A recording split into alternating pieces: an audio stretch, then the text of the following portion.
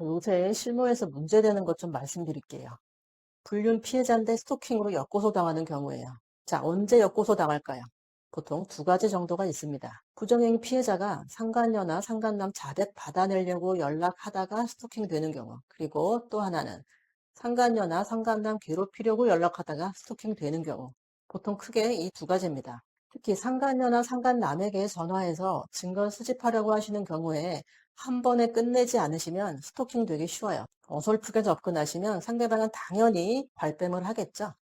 그럼 증거 수집하시라고 계속 전화하시다가 스토킹으로 역고소될 수 있는 겁니다. 자, 상간소송에서 승소하려면 어떻게 해야 되죠? 부정행위 했다는 증거, 기혼자임을 알았다라는 증거, 이 두 개가 다 필요하죠. 그런데 부정행위 증거는 있더라도 내 배우자가 상대방에게 이혼했다고 거짓말하고 만나는 경우도 있을 수 있잖아요. 그래서 그 부분 증거는 확보가 안 됐을 수 있어요. 그런 경우 상대방에게 전화해서 자백 증거 수집하려고 하는 경우가 있습니다. 자, 그럴 때는 전략이 중요해요.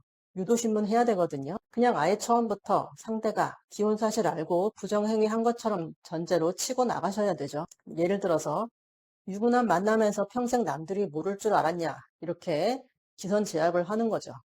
만약에 부정행위 증거를 수집하려고 전화를 했다. 이 경우에는 이미 물증을 확보한 것처럼 치고 나가셔야겠죠. 상대가 기혼자면 당신 남편은 이 불륜 사실 알고 있냐? 만약에 상대가 미혼이면 아니, 미혼이 왜 유부남을 만나냐? 이런 식으로 기선 제압하시면서 한두 번 안에 끝내야지 원하는 답 들을 때까지 전화하시면 스토킹 성립되기가 쉽습니다. 자, 또 어떤 경우가 많냐면 증거는 어떻게든 이미 확보가 됐어요. 그러면 상간소송은 가능한 거죠.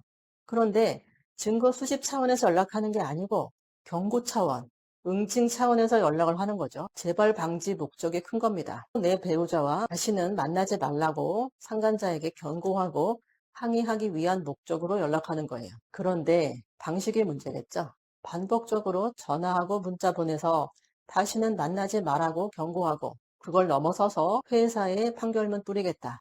가족에게 판결문 뿌리겠다라고 압박을 하죠. 아니면 상대방 사진 몰래 찍어서 전송해요.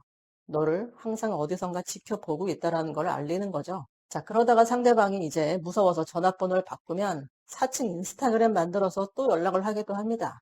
이런 경우는 상간소송이 가능한 경우고 만약에 재발 방지 목적이라면 변호사들 통해서 위약벌 합의를 하면 되거든요. 그렇기 때문에 이런 사적 구제는 스토킹의 정당한 이유로 해당되지가 않습니다.